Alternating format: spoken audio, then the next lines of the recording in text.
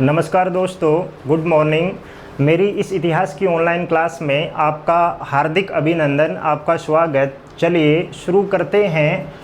मौर्य साम्राज्य प्राचीन भारतीय इतिहास का एक महत्वपूर्ण और पहला राष्ट्रीय जो राज्य स्थापित हुआ था चंद्रगुप्त मौर्य के नेतृत्व में। आज अपन उसके बारे में बात करते हैं। मौर्य साम्राज्य भारत में, या अपन कह सकते हैं कि मगध में, मौर्य वंश का शासन 322 ईसा पूर्व से 184 ईसा पूर्व के दौरान रहता है। और इस दौरान हमें मौर्य वंश में एक से बढ़ के एक कई महत्वपूर्ण शासक हैं वो देखने को मिलते हैं। पीछे का जो अपना टॉपिक था, पीछे का अपना जो वीडियो था, उसमें अपन ने देखा था मगध का उत्कर्ष, और वहाँ पे अंतिम जो शासक है उसके बारे में अपन ने पढ़ा था नंद वंश का धनानंद, या नंद वंश का शासक घनानंद। और वहाँ पे अपन ने थोड़ी सी चर्चा की थी कि किस प्रकार से धनानंद चाणक्य का अपमान करता है, और उसी अपमान का बदला लेने के लिए चाणक्य चंद्रगुप्त मौर्य की सहायता से धनानंद और मगध से नंद वंश को समाप्त करता है। तो अपन बात कर रहे हैं मौर्य साम्राज्य या मौर्य वंश की। ये जो अपना टॉपिक है ये स्कूल व्याख्याता फर्स्ट पेपर और रिट की दृष्टि से बड़ा ही महत्वपूर्ण है, और अपन इसमें प्रयास करेंगे कि रिट की जो एग्ज़ाम होगी उसमें कोई भी ऐसा प्रश्न न हो जो कि इस टॉपिक से बाहर जाए। तो चलिए सबसे पहले अपन बात करते हैं मौर्य वंश की जानकारी के स्रोत, कि ऐसे कौन कौन से स्रोत हैं जिनसे हमें मौर्य वंश की जानकारी मिलती है। मौर्य वंश के बारे में हमें जानकारी अलग अलग स्रोतों से मिलती है। तो चलिए अपन देखते हैं ऐसे कौन कौन से स्रोत हैं जिनसे हमें मौर्य वंश की जानकारी मिलती है। तो चलिए दोस्तों, सबसे पहले अपन बात करते हैं साहित्य के स्रोतों की। मौर्य वंश की जानकारी के जो स्रोत हैं उसमें सबसे महत्वपूर्ण स्रोत है साहित्य के स्रोत। साहित्यिक स्रोतों की अपन बात करते हैं तो सबसे पहले जो ब्राह्मण साहित्य है या हिंदू धर्म से संबंधित जो साहित्य है जिसमें अपने को मौर्य वंश के बारे में कई महत्वपूर्ण जानकारियाँ मिलती हैं। तो जो ब्राह्मण साहित्य है,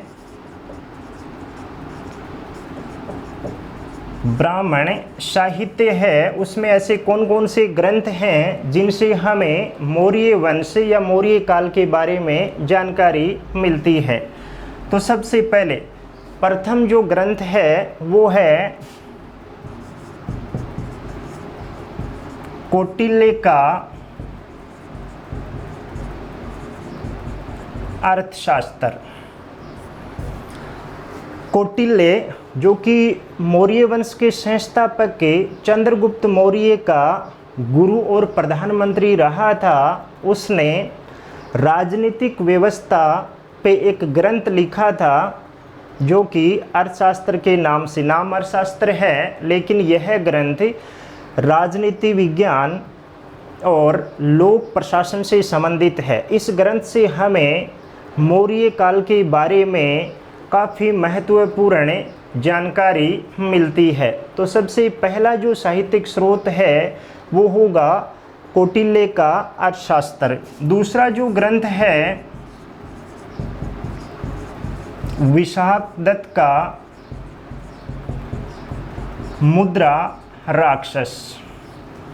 विशाखदत्त का मुद्रा राक्षस नामक जो ग्रंथ है इससे हमें चंद्रगुप्त मौर्य और चाणक्य ने किस प्रकार से मिलके एक योजना बना के और धनानंद को मारा था और मगध से नंद वंश को समाप्त करके वहाँ पे एक नए वंश मौर्य वंश की स्थापना की थी, इसकी जानकारी हमें मिलती है। अगला जो साहित्यिक स्रोत होगा वो है पतंजलि का महाभाष्य। पतंजलि के महाभाष्य नामक ग्रंथ जो कि व्याकरण से संबंधित है, इस ग्रंथ से भी हमें मौर्य काल के बारे में जानकारी मिलती है। चंद्रगुप्त सभा का उल्लेख इस ग्रंथ में हुआ है।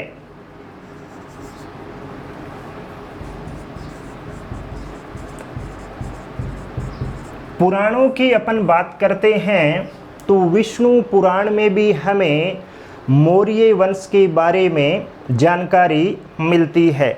तो विष्णु पुराण भी मौर्य वंश की जानकारी का एक महत्वपूर्ण स्रोत है। इसके अलावा अपन बात करते हैं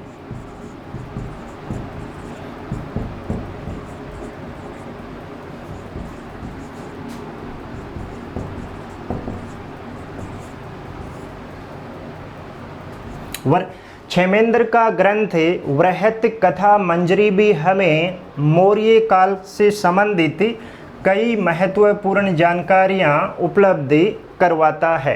इसके अलावा अपन देखते हैं मध्यकाल में कश्मीर का जो एक लेखक था कल्हण ने अपने ग्रंथ राजतरंगिणी में मौर्य वंश के शासक अशोक के बारे में काफ़ी विवरण उपलब्ध करवाया है। उसने बताया है कि श्रीनगर नामक जो शहर है कश्मीर में, वह नगर मौर्य सम्राट अशोक ने बसाया था। इसके अलावा वह यह भी बताता है कि अशोक ही मौर्य वंश का पहला शासक था जिसने कश्मीर को विजिट किया था, या कश्मीर का पहला मौर्य शासक अशोक इसने बताया है।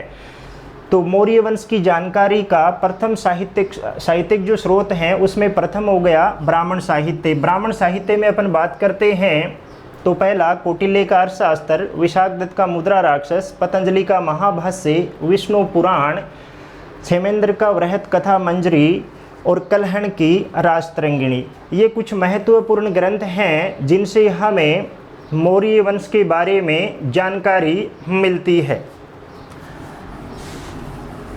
इसके बाद आगे अपन बात करते हैं मौर्य वंश की जानकारी की जो साहित्यिक स्रोत हैं उनमें नंबर 2 बौद्ध साहित्य। बौद्ध साहित्य में भी हमें मौर्य वंश और उसमें भी चंद्रगुप्त मौर्य, बिंदुसार और अशोक के बारे में तथा आगे के जो उत्तरकालीन शासक हैं उनके बारे में कई महत्वपूर्ण जानकारियाँ मिलती है। तो यहाँ पे बौद्ध साहित्य की अपन बात करते हैं तो दीपवंश, महावंश, महाबोधि वंश,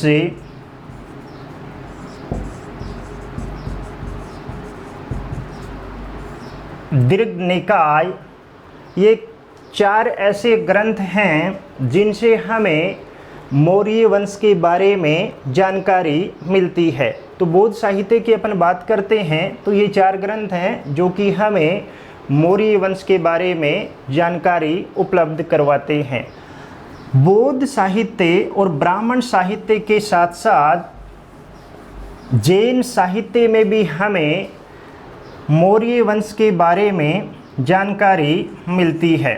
तो तीसरा जो साहित्यिक स्रोत है वह है जैन साहित्य। अपन ने या आपने पीछे पढ़ा होगा या पहले ये पढ़ा होगा कि मौर्य वंश का जो शासक है चंद्रगुप्त मौर्य और संप्रति, इन दोनों का ही जैन धर्म के प्रति विशेष लगाव था। तो इन दोनों ने जैन धर्म को राजकीय आश्रय प्रदान किया, जिसकी वजह से इस समय जैन धर्म का काफ़ी विकास हुआ और जैन धर्म से संबंधित जो साहित्य लिखा गया उसमें मौर्य वंश के बारे में कई जानकारियाँ मिलती है। तो यहाँ पे 2 जैन ग्रंथ हैं,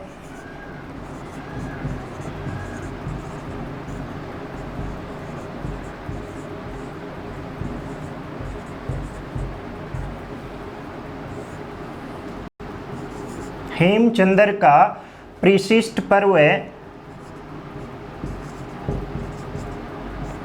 और बद्रबाहु का कल्पसूत्र। बद्रबाहु ने जो कल्पसूत्र नामक ग्रंथ लिखा था या हेमचंद्र ने परिशिष्ट पर्व नामक जो ग्रंथ लिखा था, इन दोनों ग्रंथों में भी हमें मौर्य काल के बारे में व्यापक जानकारी मिलती है। बद्रबाहु जो कि अपन कह सकते हैं चंद्रगुप्त मौर्य के धार्मिक गुरु थे, इन्हीं के प्रभाव में आके चंद्रगुप्त मौर्य दक्षिण भारत में कर्नाटक के सवर्ण बेलगोला नामक स्थान पे जाते हैं और वहीं पे सलेखना पद्धति से अपने प्राण त्यागते हैं। तो बद्रबाहु ने जो ग्रंथ लिखा कल्पसूत्र, उसमें भी हमें चंद्रगुप्त मौर्य के बारे में जानकारी मिलती है। इन सभी साहित्यिक स्रोतों में मौर्य वंश के शासकों के साथ साथ उस काल का जो समाज है, उस समय की जो संस्कृति है, उस समय की विभिन्न जो कलाएं हैं, उन सब के बारे में भी जानकारी हमें मिलती है। इसके बाद अपन बात करते हैं, नंबर 1 हो गया साहित्यिक स्रोत और नंबर 2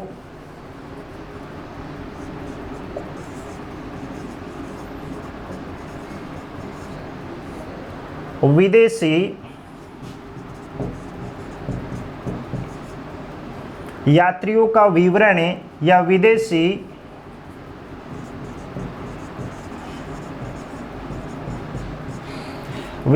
साहित्यकारों के विवरणों से भी हमें मौर्य वंश के बारे में जानकारी मिलती है।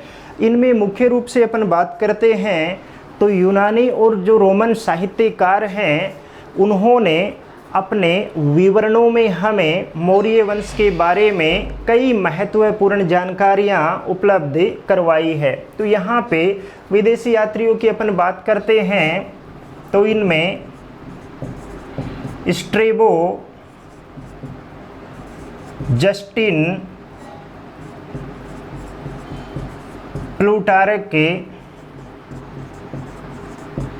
एपियानस, पिलने, इन सभी के विवरणों से भी हमें कई महत्वपूर्ण जानकारियां मौर्य वंश से संबंधित मिलती है। विदेशी साहित्य की अपन बात करते हैं तो विदेशी साहित्य में मुख्य रूप से यूनानी राजदूत मेगास्थनीज,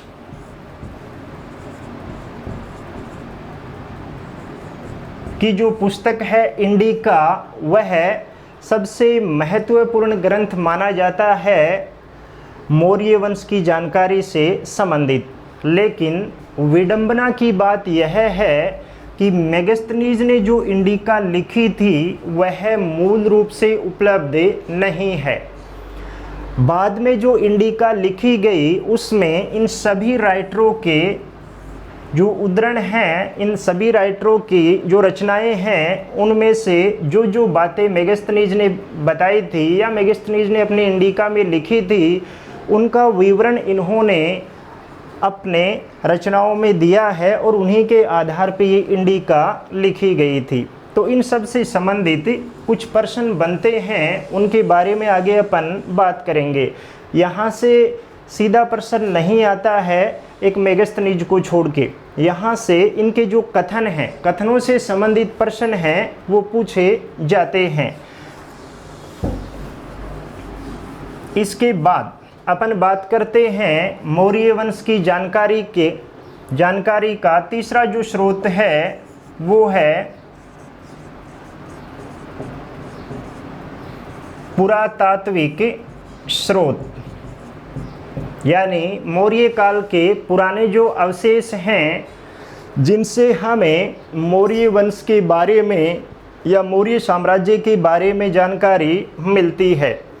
पुरातात्विक जो स्रोत हैं वो हमें मौर्य वंश से पहले के अधिक नहीं मिलते हैं, लेकिन मौर्य काल के बहुत सारे अवशेष हमें मिले हैं जिनसे हमें मौर्य वंश के बारे में जानकारी मिलती है।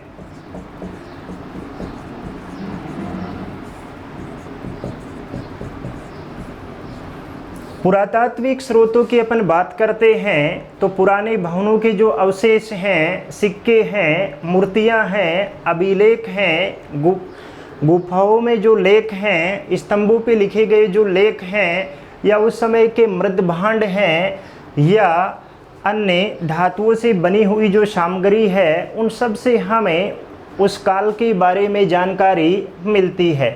लेकिन यहाँ पे मुख्य रूप से अपन देखते हैं तो मौर्य वंश के या मौर्य काल के सर्वाधिक महत्वपूर्ण पुरातात्विक जो स्रोत हैं वो है अभिलेख। मौर्य काल के पुरातात्विक स्रोतों की अपन बात करते हैं तो इनमें सबसे महत्वपूर्ण है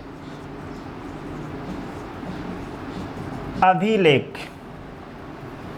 इसके साथ ही मौर्य काल से संबंधित मृद भांड भी प्राप्त हुए हैं, मिट्टी के बर्तन भी प्राप्त हुए हैं, जिनसे हमें मौर्य काल के बारे में और मौर्य काल की कला के बारे में जानकारी मिलती है। तो सबसे पहले अपन देखते हैं कि मौर्य काल के ऐसे कौन कौन से अभिलेख हैं जिनसे हमें मौर्य वंश के बारे में जानकारी मिलती है। तो चलिए दोस्तों, अपन बात करते हैं अभिलेखों की। अभिलेखों में भी कई कैटेगरी होती हैं, कई प्रकार के अभिलेख होते हैं, जैसे शिलालेख, स्तंभ लेख, गुहा लेख। तो यहाँ पे अपन बात करते हैं मौर्य काल की जानकारी के प्रमुख जो अभिलेख हैं। इसमें प्रथम है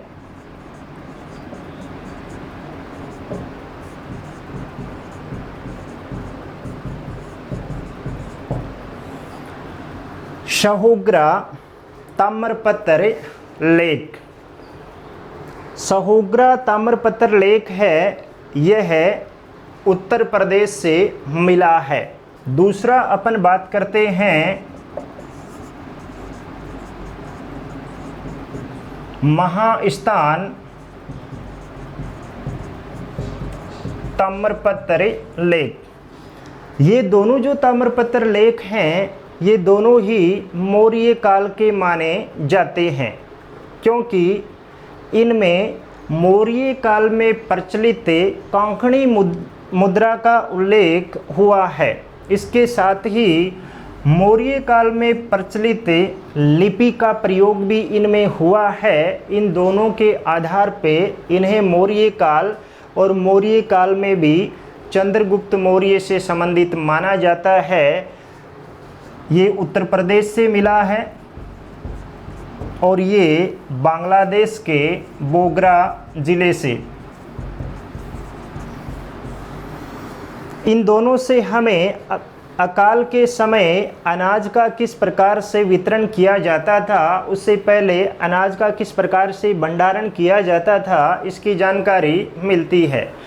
लेकिन आपको पता होगा कि भारत में अभिलेख लिखवाने की जो एक व्यवस्थित श्रृंखला है या एक व्यवस्थित जो परंपरा है, उसकी शुरुआत की थी मौर्य सम्राट अशोक ने। अशोक के काल के बहुत सारे अभिलेख अपने को भारत, बांग्लादेश, पाकिस्तान और अफ़गानिस्तान से मिले हैं। इसके अलावा नेपाल से भी एक लेख अशोक का मिला है।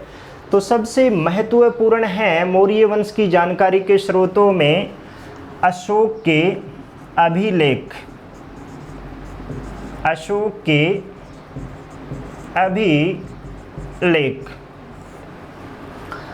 अशोक के अभिलेख हैं। अशोक के अभिलेखों की अपन बात करते हैं तो अशोक के अभिलेखों को अपन 3 भागों में बांट सकते हैं।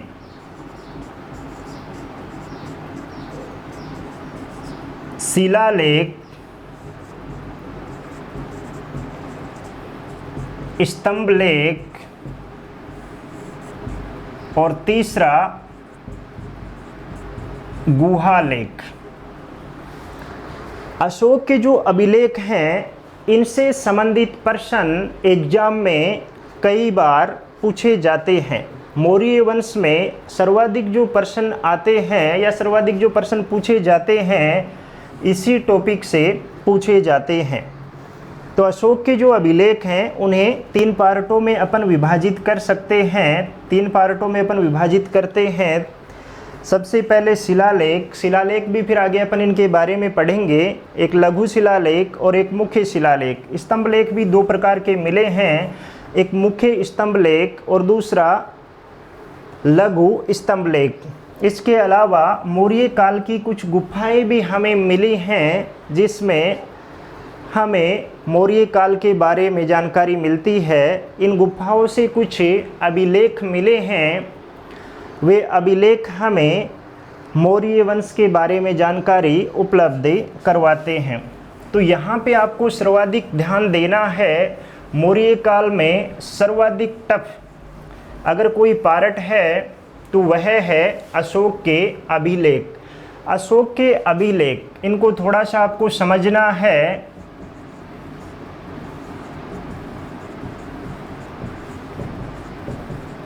क्योंकि अपन ने बात की कि यहाँ से सर्वाधिक प्रश्न पूछे जाते हैं, इसलिए इसको समझना जरूरी है।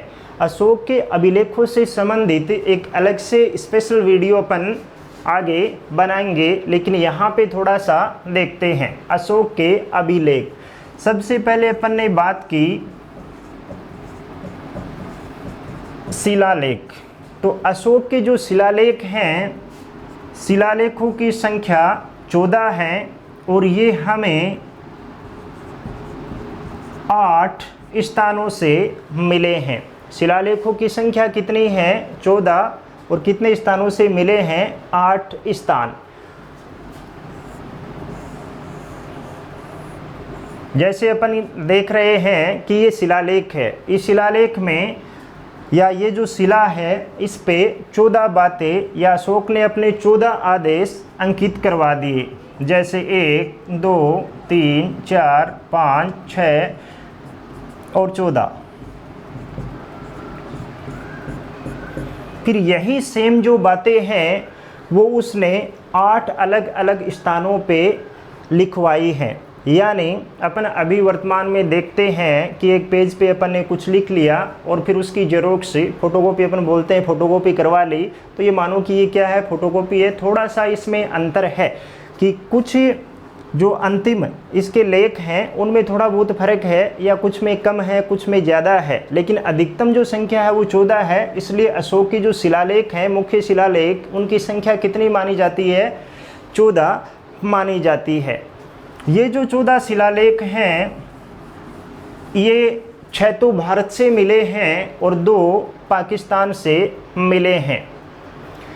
तो इनके बारे में अलग से आगे अपन वीडियो बनाएंगे, क्योंकि यहाँ पे अगर अपन विस्तार से पढ़ेंगे तो काफ़ी लंबा ये पार्ट हो जाएगा और पूरा हो भी नहीं पाएगा, इसलिए अलग से एक वीडियो बनाएंगे।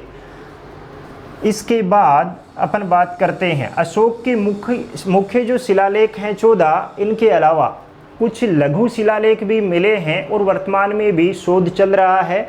नए नए जो लेख हैं वो मिले हैं। तो ये अभी क्या है, इनकी संख्या निश्चित नहीं है, बढ़ते जा रहे हैं। इनसे हमें मौर्य काल और अशोक के बारे में अलग अलग जानकारियाँ मिलती हैं। शिलालेखों के बाद अपन बात करते हैं स्तंभ लेख। स्तंभ लेख हैं, ये भी हमें 2 प्रकार के मिले हैं, एक मुख्य स्तंभ लेख और दूसरे लघु स्तंभ लेख। तो ज़्यादा महत्वपूर्ण है अशोक के मुख्य जो स्तंभ लेख हैं। मुख्य जो स्तंभ लेख हैं इनकी संख्या है दोस्तों 7, और ये हमें भारत के अलग अलग भागों से मिले हैं। कितने स्थानों से मिले हैं? 6 स्थानों से ये मिले हैं। स्तंभ लेखों की संख्या 7 है और कितने स्थानों से मिले हैं? 6 स्थानों से ये मिले हैं, जिनमें अपन देखते हैं आगे इनके बारे में अपन बात करेंगे कि 2 दिल्ली से मिले हैं, 3 बिहार से मिले हैं, 1 उत्तर प्रदेश से मिला है। तो इन सब के बारे में अपन आगे बात करेंगे। इसके अलावा कुछ लघु स्तंभ लेख भी मिले हैं, जिनमें रोमेंदई जो नेपाल से मिला है और भारत के भिन्न भिन्न हिस्सों से मिले हैं। तीसरा है गुहा लेख। मौर्य वंश या मौर्य साम्राज्य की जानकारी के स्रोतों में गुहा लेखों का भी महत्वपूर्ण स्थान है। ये मौर्य काल में विकसित एक नवीन कला थी। मौर्य सम्राटों में सबसे पहले अपन बात करते हैं अशोक की। तो अशोक ने अपने शासन काल के दौरान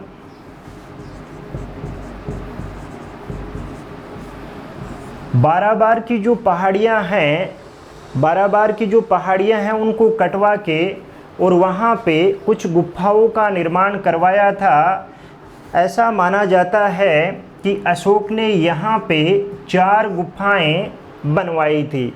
इन 4 गुफाओं में से 3 गुफाओं में हमें अशोक के लेख मिलते हैं, मौर्य काल के लेख मिलते हैं।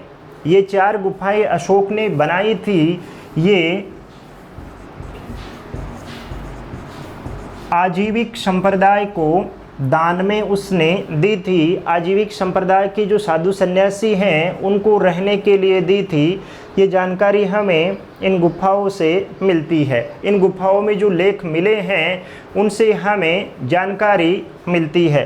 तो यहाँ पे गुहा जो लेख हैं अशोक के, अपन ने बात की कि अशोक ने कुल कितनी गुफाएं बनवाई थी? 4 में से लेख कितनी गुफाओं पे हैं? 3 गुफाओं पे। इनमें सुदामा, करण चोपड़, विश्व झोंपड़ी, ये 3 ऐसी गुफाएं हैं। सुदामा, करण चोपड़ और विश्व झोंपड़ी, इन तीनों गुफाओं से लेख मिले हैं। जबकि चौथी जो गुफा अशोक ने बनवाई थी, चौथी जो गुहा अशोक ने बनाई थी, लोमस ऋषि की गुफा, इस गुफा पे किसी भी प्रकार का कोई लेख नहीं है। इसके अलावा अशोक के अलावा अशोक का जो पुत्र था दशरथ, उसने भी बिहार में नागार्जुनी की जो पहाड़ियाँ हैं वहाँ पे कुछ गुफाओं का निर्माण करवाया था।